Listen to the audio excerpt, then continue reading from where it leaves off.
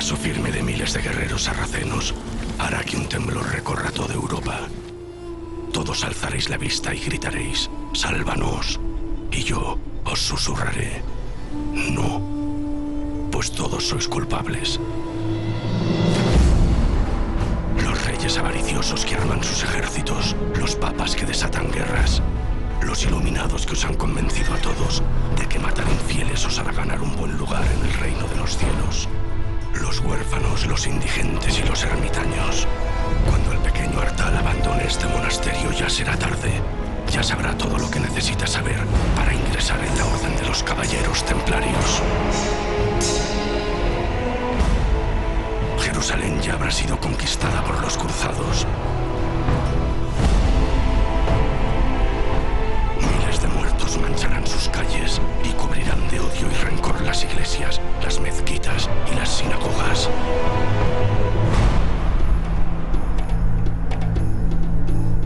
Y todo por vuestra culpa, por vuestra culpa, por vuestra grandísima culpa.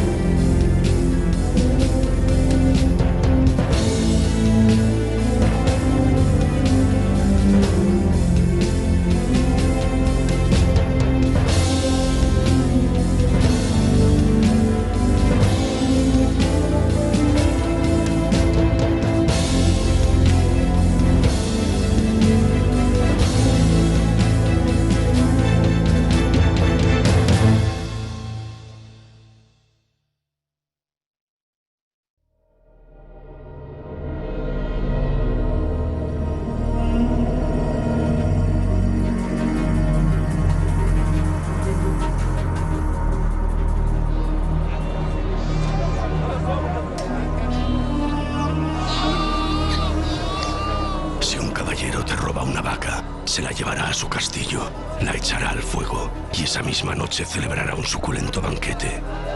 Ya puedes ir olvidándote de tu vaca. Pero si roba tu tierra, ella seguirá allí, no podrá llevársela. Podrás visitarla siempre que quieras y no podrás olvidarla. Año de gracia de 1118. Los cristianos gobiernan en Jerusalén. La Orden del Templo nació en una época de fe exacerbada por toda Europa. La realidad de la Jerusalén de esta época es un territorio muy confuso, en el sentido de que las fronteras están prácticamente en disputa con los musulmanes y que disponen los cristianos de muy pocos caballeros y de muy pocos soldados para defenderlos. Después de la primera cruzada, la mayor parte de los caballeros y los soldados han regresado a sus casas, han vuelto a Occidente y, en consecuencia, las tropas que han quedado son relativamente reducidas. Sí que es cierto que muchos cruzados, una vez que han cumplido el objetivo de conquistar Jerusalén, muchos de ellos deciden retornar a casa. El reino de Jerusalén es muy pequeño y desde el principio, frente a todo lo que se le viene encima, toma una actitud estratégica defensiva. Tierra Santa es una zona de amplio tráfico comercial. Claro, al ser una zona de amplio tráfico comercial, hay una serie de bandas que se dedican a asaltar tanto a las caravanas como a los peregrinos. La peregrinación a Tierra Santa era una experiencia muy peligrosa. Normalmente el peregrino no llegaba a salvo. Esto genera una automática necesidad de soldados, una automática necesidad de policías que protejan a los peregrinos, que protejan a los ciudadanos y que, en consecuencia, se hagan cargo del reino que se acaba de conquistar. Y hubo una serie de caballeros mandados por Hugo de Payns que se ofrecieron a proteger la llegada de los peregrinos a Tierra Santa. Y fueron los primeros caballeros templarios. Balduino II, rey de Jerusalén, hoy recibirás a 9 caballeros, los más puros y leales de todos los que combatieron en Tierra Santa.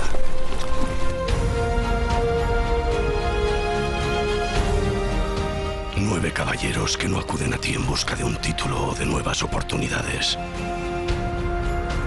9 de los pocos que han elegido quedarse para defender tu nuevo reino. Quizás sus ropas no sean las más apropiadas para presentarse ante un rey. Están sucias y gastadas, pero fíjate en sus armas. Si quieres seguir sentándote en ese trono, vas a necesitar hombres que sepan para qué sirve una espada. Se hacen llamar los pobres caballeros de Cristo y los lidera un noble segundón llamado Hugo de Payens. Él te narrará muchas de esas batallas de las que tú tanto te enorgulleces. Ellos sí pudieron verle la cara al enemigo. En 1118, 9 caballeros le proponen al rey Balduino II, ya de la Jerusalén cristiana, fundar una nueva orden de caballería como apoyo a los peregrinos que llegaban a Tierra Santa. Esa entrevista con Balduino, esa iniciativa que tiene el rey de Jerusalén de utilizar, de instrumentalizar a ese grupo de caballeros, que realmente es decisivo a la hora de explicarse el nacimiento de la Orden del Temple. Todo eso empieza con 9 monjes, que el número, como sabes, es un número especial, el número 9. El 9, siempre se habla de los números, también la numerología, ¿no? ¿Por qué el 9? Dicen que cada una de las afiladas puntas de la cruz templaria representa a cada uno de los 8 caballeros. Y el eje central de esa cruz, ese serás tú, Hugo de Payens. Estas crónicas que hablan de un número concreto, el de 9, bueno, está muy relacionado con la numerología, la cábala, el esoterismo, el aspecto mágico de las matemáticas que tenía en la Edad Media. Los 9 caballeros del Temple realmente eran algunos más. 9, 10 o 12 eran muchos. Para un rey en una situación muy delicada desde el punto de vista estratégico, desde el punto de vista militar, un puñado de hombres bien adiestrados podían ser sencillamente decisivos. ¿A cuántos duques, condes y reyes has obedecido, Hugo? ¿Cuánta mediocridad has tenido que conocer para no querer servir a ninguno más? Hugo de Payens evidentemente es un innovador. Esa idea de mezclar, de fundir el monje con el soldado, a nadie se le había ocurrido hasta entonces. No sé muy bien si era un romántico, pero desde luego él lo que predica desde un primer momento es que tiene que haber una serie de soldados preparados para la guerra, que sepan combatir para defender a los peregrinos que van al Santo Sepulcro. Debió de ser un personaje muy carismático porque convenció a todos y partir de cero era complicado. Y lo consiguió, sin duda lo consiguió. Balduino II, rey de Jerusalén. Me sangran los oídos al escucharlo. ¿Realmente crees que Cristo necesita de un rey que gobierne su reino?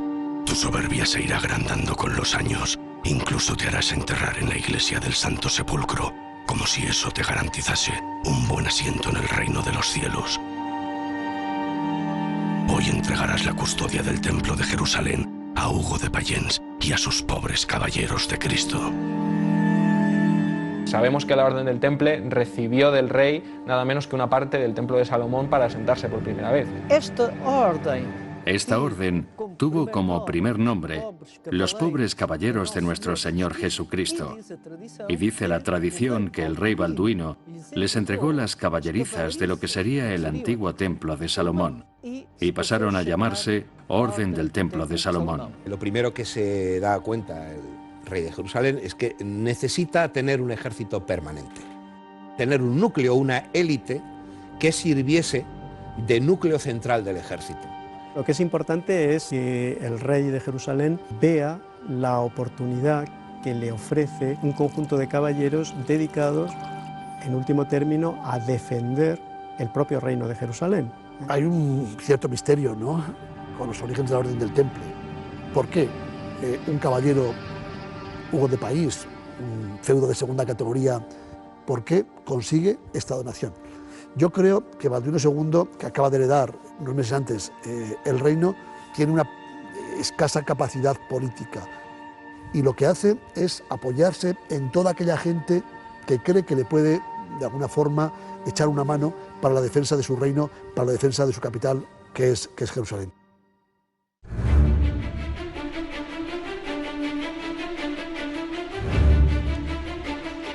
El templo construido por Salomón ha sido tantas veces profanado que el día en el que tú, Hugo, y tus caballeros entráis en él, solo hallaréis ruinas. Porque el templo ya no existía. El templo de Jerusalén fue arrasado. Ya no era el mismo templo de Salomón. Era el cuarto templo que los hebreos construían en Jerusalén. El templo de Herodes el Grande. Este será vuestro templo. Aquí permaneceréis 9 años, los primeros 9 años de los primeros 9 templarios. Y es en esos 9 años cuando se dispara la imaginación, entonces se cree que encontraron el arca, se cree que encontraron la lanza de Longinos. Hay muchas teorías sobre qué hicieron los 9 caballeros templarios durante 9 años en el templo. Lo cierto es que es un enigma. ¿Qué hicieron allí los templarios durante tanto tiempo? Probablemente esos 9 fundadores que estuvieron 9 años sin proteger a nadie, porque no protegieron a nadie, aunque era su misión, hicieron algo más que rezar aquellos 9 años que estuvieron en Jerusalén. Como no sabemos lo que hicieron o dejaron de hacer, tampoco sabemos si encontraron o no encontraron nada. Es decir, todo lo que se diga, evidentemente, es pura especulación. Sobre los primeros años del Temple hay pocos datos, evidentemente, y los que hay incluso pueden ser controvertidos, confusos e incluso discutibles, ¿no? ¿Qué hacen los templarios, los primeros templarios durante estos 10 años? No tienen una regla. No tienen ni tan siquiera un hábito. Si hacemos caso a algunas crónicas, no tienen ni ropa con la cual vestirse. Al parecer, junto con el lugar, junto con el edificio, el rey Balduino II les entrega también ropa, caballos, en fin, lo mínimo que es indispensable para lo que se supone que iba a ser, que sería después una orden de caballería. ¿A qué se dedicaron durante estos primeros años? En teoría, defender a los peregrinos.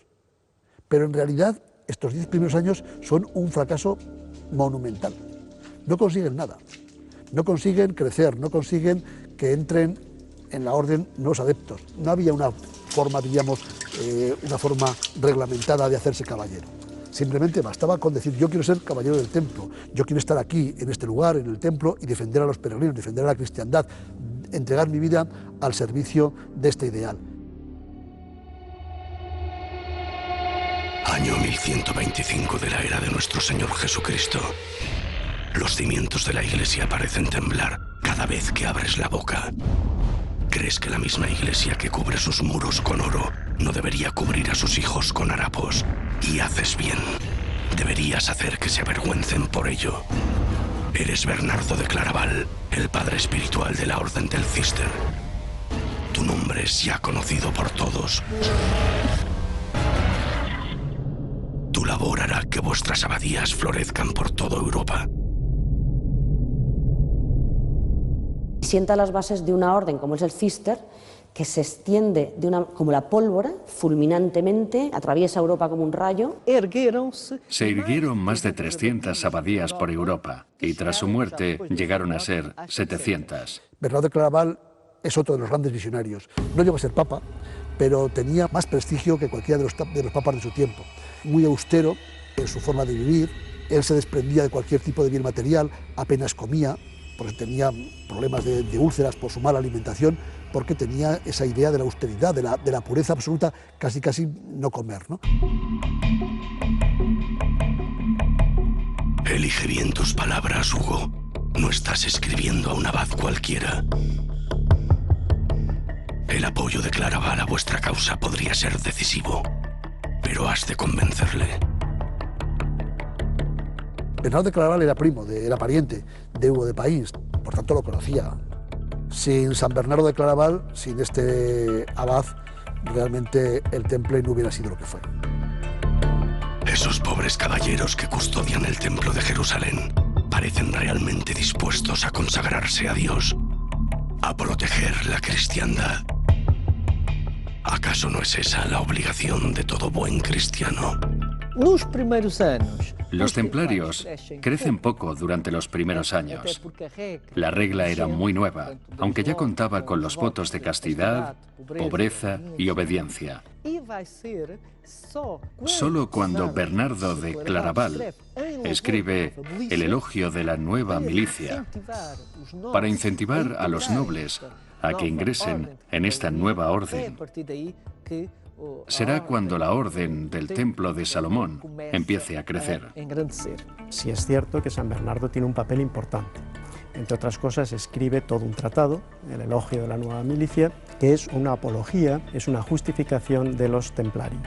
Donde dice que los caballeros templarios son los cristianos más puros, más perfectos, que eso es lo que hay que hacer, que a eso es lo que tiene que tender todo buen cristiano. Es el primero que sienta las bases en una larga carta donde explica por qué la necesidad de que los monjes se conviertan en guerreros, cojan la espada y puedan matar. San Bernardo y por tanto Hugo consideraban la Orden del Temple como un cuerpo de elegidos, de personas entregadas a Cristo, entregadas a Dios, que debían empuñar las armas, que no tenían miedo, que eran auténticos valedores de la fe de Cristo, eran sus depositarios, eran nada menos que guerreros que estaban dispuestos a entregar su vida, a convertirse en mártires por la fe. Reviste tu cuerpo con la armadura de acero y tu espíritu con la coraza de la fe. Ese es el verdadero valiente.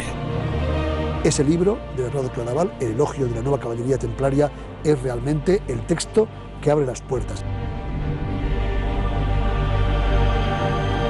Para que una orden de ese tipo funcione, hace falta una regla, hace falta una disciplina, hace falta una organización. Bernardo de Claraval, que sabe que los templarios no tienen esa regla, simplemente la idea, que se han constituido allí unos cuantos caballeros, que tienen un lugar común, etcétera, una vida en común, ve el objetivo perfecto. Él, que es un cisterciense, que conoce muy bien la organización de una comunidad, sabe que para que funcione un monasterio todo tiene que estar en orden.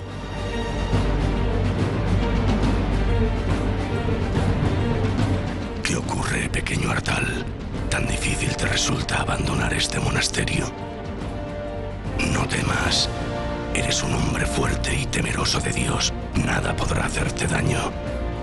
El convento en el que te criaste estará a salvo. Bernardo Claraval se da cuenta de que eso es lo que hay que hacer. Que esa orden que se ha fundado en Jerusalén es realmente el ideal que él persigue. La mezcla perfecta y casi pura entre el hombre que se entrega a Dios en el monasterio, pero que a la vez se entrega también para la defensa de esa idea de la cristiandad mediante el uso y la práctica de las armas, los templarios. Los monjes han hecho de ti un hombre obediente, disciplinado y buen conocedor de la palabra de Cristo. Ya sabes todo lo que necesitas saber, pues el temple es la espada de Dios y tú, templario, pronto serás el brazo fuerte que empuñe su ira. Despídete de estos muros, no los volverás a ver.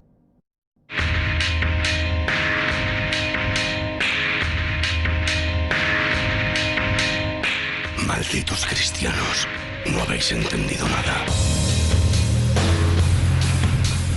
¿De verdad creíais que el Islam permanecería agazapado?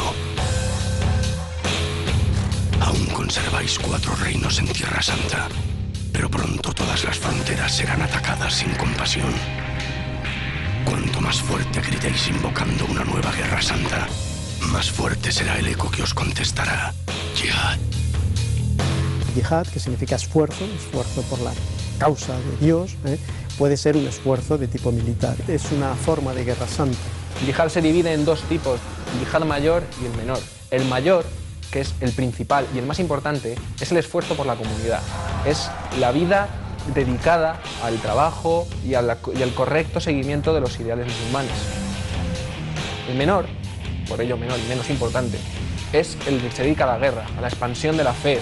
Y este es el que hoy por día, por desgracia, impera dentro del concepto de la yihad. Da lo mismo que adviertas a los infieles, ellos no creen. Alá ha sellado sus corazones y oídos y tendrán un castigo terrible. Son 2 religiones que pertenecen al mismo tronco monoteísta y que sin embargo están patrocinando un enfrentamiento que a fin de cuentas es el enfrentamiento por el Mediterráneo. Cuando le preguntaron al mensajero de Alá cuál es la mejor yihad, él dijo: la mejor yihad es aquella en la que tu caballo ha sido degollado y tu sangre derramada. Es muy difícil, pero debemos de evitar que nos caigan bien o mal los personajes, porque eso implica un juicio de valor y implica introducir un elemento de juicio, de moral. Los historiadores no somos jueces y no tenemos que decidir quién es bueno y quién es malo, ¿no? Tenemos que explicar una realidad.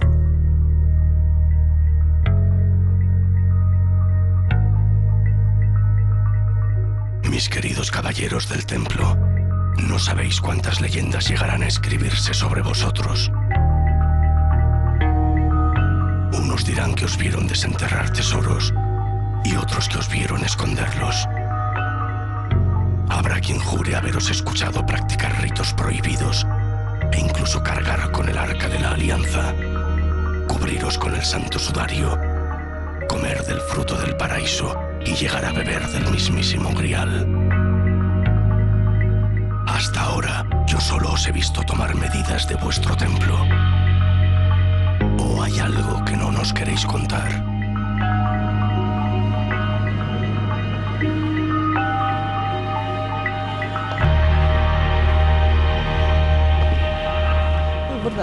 San Bernardo de Claraval incentiva una misión que hoy no sabemos exactamente cuál era, pero sí sabemos que existía un interés en conocer algo del cristianismo primitivo. Es verdad que hubo un intercambio de documentación entre Bernardo de Claraval y esos 9 fundadores que se van a Tierra Santa, en el que parece ser que sí que encontraron objetos sagrados. Conocimientos, tal vez manuscritos antiguos, algo más de lo que se sabía hasta la fecha. Lo más probable, por lo que se deduce de la documentación de Claraval, es que encontraran documentación o el Arca de la Alianza, que también aparece mencionada, pero básicamente documentación. Se hicieron traducciones de esa documentación y que en esa documentación había cosas que para ellos eran muy importantes. No se sabrá nunca qué. La Orden del Templo, siendo una orden que surge en el seno de la Iglesia Católica, tiene vestigios de cristianismos de otros orígenes, no exclusivamente católicos. Por ejemplo, la idea de que Jesús tuvo un hermano gemelo. Es una idea que está en la Biblia. Hay un pasaje en el que se hace referencia a Tomé, y a ese Tomé se le califica como Dimos. Dimos es la palabra griega para hermano gemelo. El templo tenía secretos como ese, secretos evidentemente peligrosos. Es bonito, ¿verdad? Porque al no saberlo siempre podremos imaginar lo que queramos. Esto está muy bien, ¿no? Es fantástico. Siempre tendremos esa puerta, esa ventana abierta a poder creer lo que queramos y a escribir los libros que queramos imaginando lo que queramos, ¿no? Porque realmente es que no se va a poder saber jamás.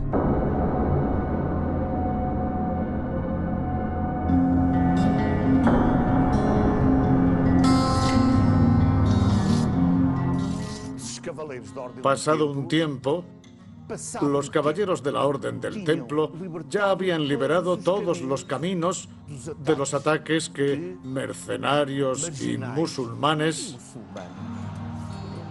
perpetraban contra los desgraciados que iban hasta Tierra Santa para pisar el mismo suelo que Jesucristo pisó. Los peregrinos que volvían contaban la historia y la valentía de estos caballeros que habían jurado ser pobres, fidelidad a Dios, que habían jurado silencio y no tener relaciones con mujeres. Se les consideraba unos santos. Por Europa corrió esta leyenda y no hubo hijo de un noble que no se ofreciera para ir a Tierra Santa.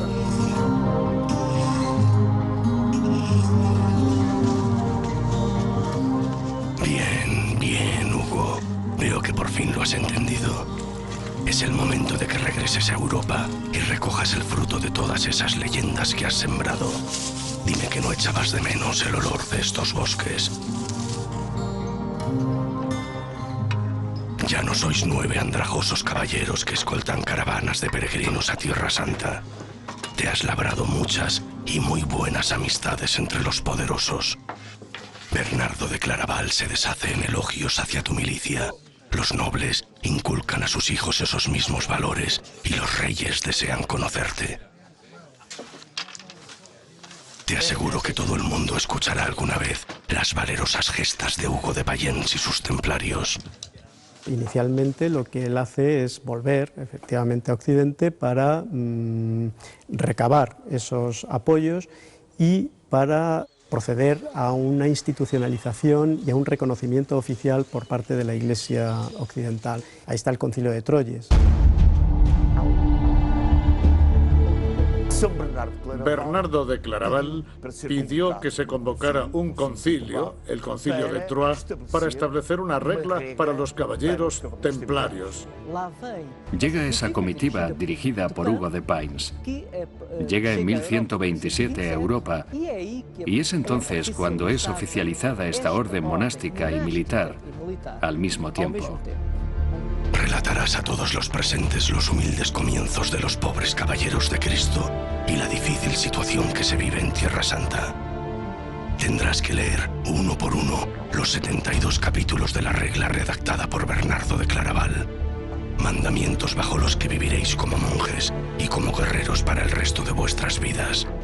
Seréis los únicos caballeros con derecho a portar una capa de color blanco, pues no habrá caballeros más puros sobre la faz de la tierra. No tendrás que obedecer a ningún reyezuelo nunca más. Los templarios solo obedecerán a Dios y a su representante en la tierra, el Papa. El Papa permitió que se llevara una cruz roja sobre el manto blanco, una cruz de color rojo que simbolizaba la sangre de Cristo. El fuego del Espíritu Santo asciende sobre el blanco de la pureza. Para mí el rojo no representa solo el sacrificio, también representa el fuego del Espíritu.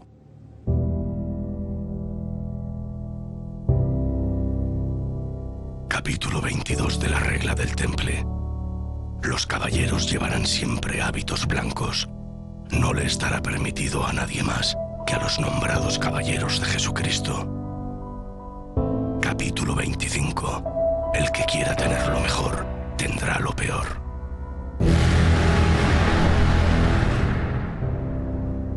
Capítulo 70.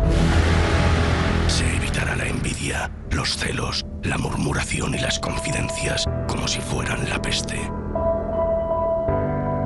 Capítulo 72. Ningún hermano besará a viuda, ni a virgen, ni a amiga, ni ninguna otra mujer.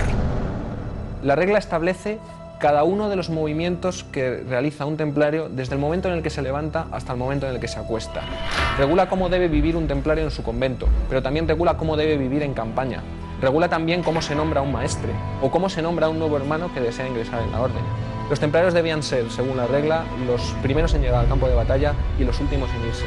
Y estaba prohibido retirarse.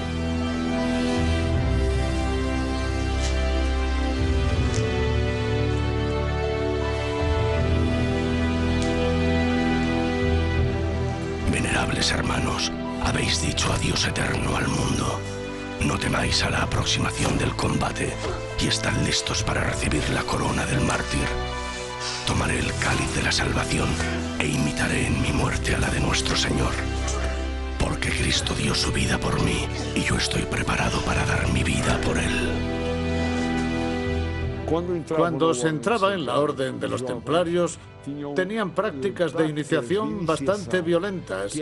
Se preparaban para el sufrimiento y de ahí la dureza de esas prácticas.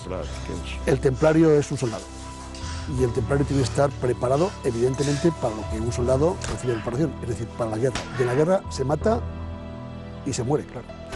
Tienes que estar preparado para matar y tienes que estar preparado para las situaciones realmente tremendamente crueles e incluso criminales. Capítulo 14 de la regla. Se beba agua o un poco de vino con agua, solo cuando sea voluntad del maestre. Capítulo 16. Dar siempre gracias con un corazón humilde.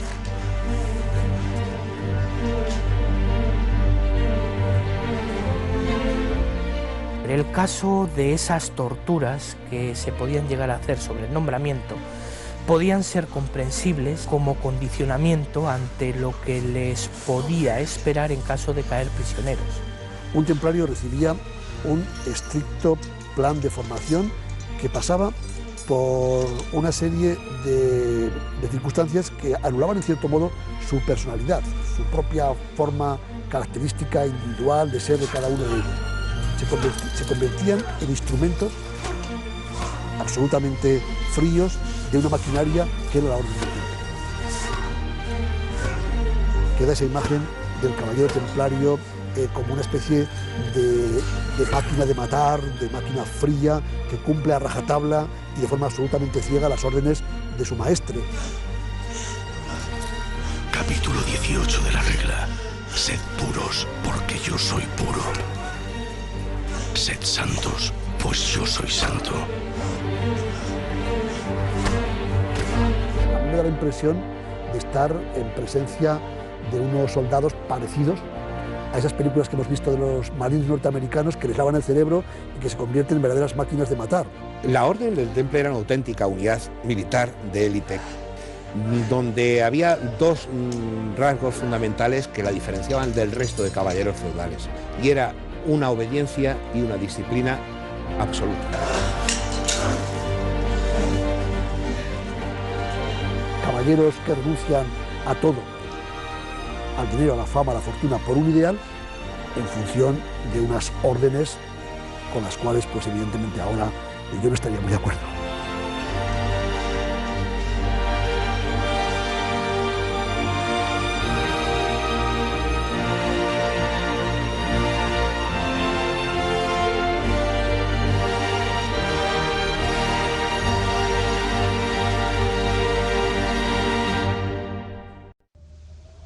Año 1128 de la era de nuestro Señor. Cada invierno parece más frío que el anterior. Y este es un largo viaje. Tras entrevistarte con el Papa en Roma y haber sido reconocido en Francia como primer maestre de la Orden de los Templarios, tú, Hugo, dirigirás tus pasos hasta el extremo occidental de la península ibérica. ¿Qué tiene que ver todo esto con la península ibérica o con Portugal? Tanto los condados portugueses, futuro reino de Portugal, como Aragón, son las regiones de Europa, junto con Francia, a las que los templarios llegan primero.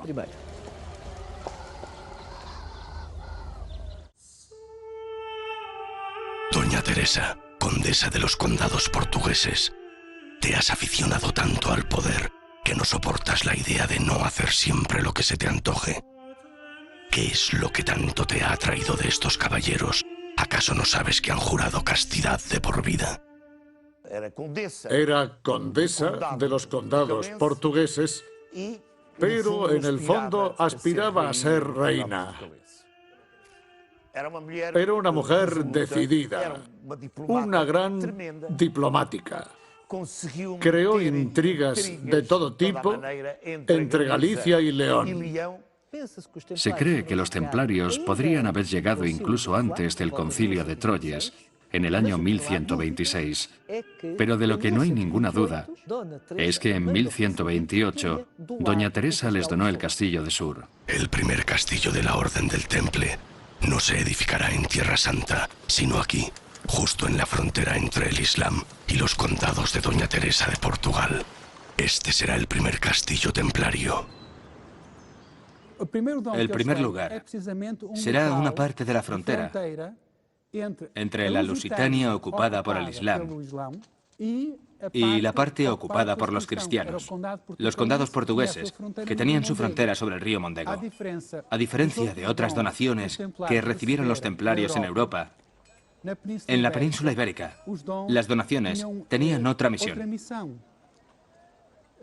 Mientras en Europa su función era la de recaudar fondos, en Portugal su misión era fundamentalmente la de participar en la cruzada ibérica. Porque al mismo tiempo que había una cruzada en Oriente, en la península ibérica, que estaba ocupada por los musulmanes en un 90%, también existía este espíritu de cruzada. Inicialmente, la misión de los caballeros fue la de proteger a los peregrinos, pero luego cambió y pasó a ser la de proteger también los territorios. Y es entonces cuando se instituyen como una orden auténticamente militar, como un ejército.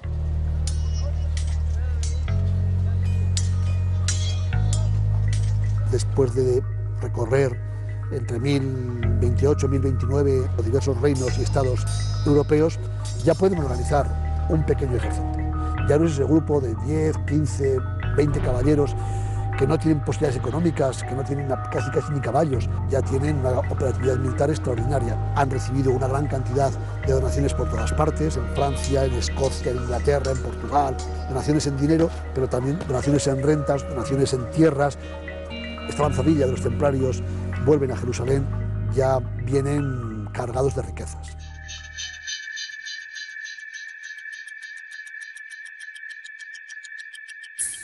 ¿Por qué no comes, Bernardo? Supongo que has de predicar con el ejemplo. Esa austeridad tan extrema que promulgas terminará matándote. Deberías cuidarte un poco más.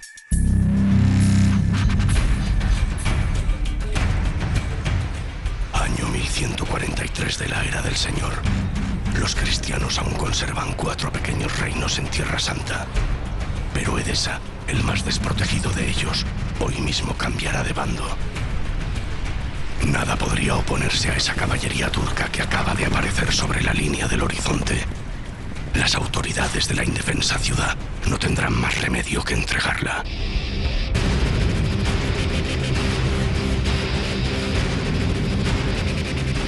Nada más conocerse la noticia en Roma, el Papa Eugenio III pedirá ayuda a todos los reyes de la cristiandad. Y tú, Bernardo de Claraval, serás el encargado de llevar a cabo esta divina misión, predicar la segunda de las cruzadas. ¿Sabes cómo te apodan las malas lenguas? Boca de miel, porque no hay nadie sobre la faz de la tierra a quien no seas capaz de convencer. También le llamaban el doctor meloso, relacionado con las abejas, como si emitiese miel cada vez que hablaba. Bernardo de Claraval tiene una capacidad para la retórica y para la grandilocuencia en los discursos realmente magnífica. Lanza una serie de soflamas tremendas. Abrí mis labios y hablé. Desaventurados los que no ensangrienten su espada. Y en ese momento se multiplicaron los cruzados. Quedaron vacías las ciudades y castillos. Difícilmente se encontrará un hombre por cada 7 mujeres. He dejado Europa llena de aldeas con viudas aún en vida. Esas serán tus palabras, Bernardo, no las de Dios. Eres tú quien les envía a cavar sus propias tumbas. Todas esas almas empachadas con la miel de tus palabras gritarán: dame una espada. No deja de ser un hombre que se cree dotado de una gran capacidad mesiánica. Y esa capacidad mesiánica la transmite evidentemente en todos y cada uno de sus discursos, que más que discursos en algunas ocasiones son verdaderamente soflamas para convencer a la gente, a los cristianos, de que tienen que cumplir con el precepto fundamental que es la defensa de la cristiandad. 2 gigantescos ejércitos de más de 70.000 hombres cruzarán Europa y se reunirán en Jerusalén. No han hecho este largo viaje para conformarse atacando pequeñas ciudades. Y el rey Balduino y sus temibles caballeros templarios pronto les convencerán de que, juntos, podrían partir hacia Damasco y conquistarla. La capital siria sí sería un excelente botín. Pero Damasco estará esperándoles. Las huestes del Islam ya saben cómo vencer a los cruzados y lo volverán a hacer una vez más. Tras 30 días de combate tendrán que retirarse con el rabo entre las piernas. La segunda de las muchas cruzadas que están por venir será un completo desastre para la cristiandad.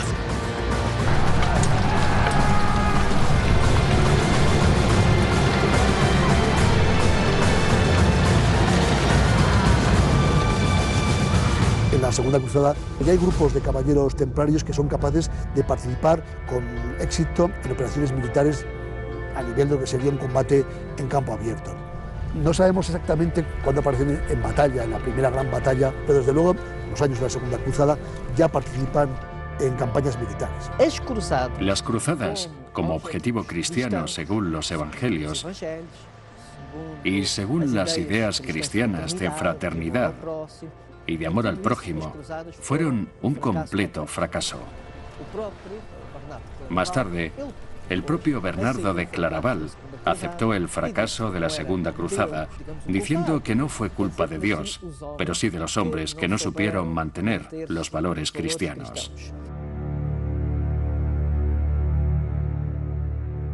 Desagradecidos, Te culparán a ti de esta dolorosa derrota. Ese será tu fin, Bernardo. Postrado en cama, débil y olvidado. Hace tiempo que no retienes la comida y las piernas se te hinchan. Desde luego, San Bernardo de Claraval no es un cualquiera y su orden no es cualquier orden. Marcó unos siglos fundamentales de la historia de toda Europa.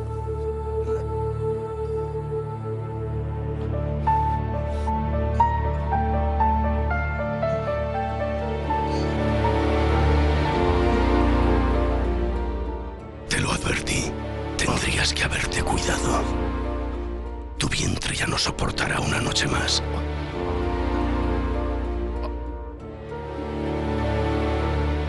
Serás canonizado, así que, culpable o no, todos tendremos que llamarte San Bernardo de Claraval.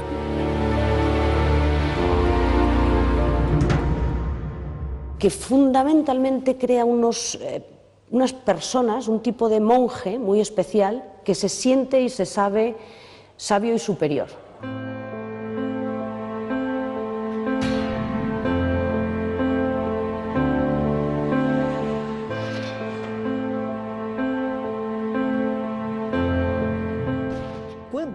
Bernardo de Claraval dice que son caballeros y también monjes, místicos, y que realizan un doble combate. Un combate contra los infieles, contra los enemigos de Europa y de la cristiandad, y un combate contra los enemigos invisibles. Un combate contra un demonio interior. Es muy importante saber que los templarios tenían un ideal, que no solo era de guerra física, sino que había un ideal con objetivos espirituales.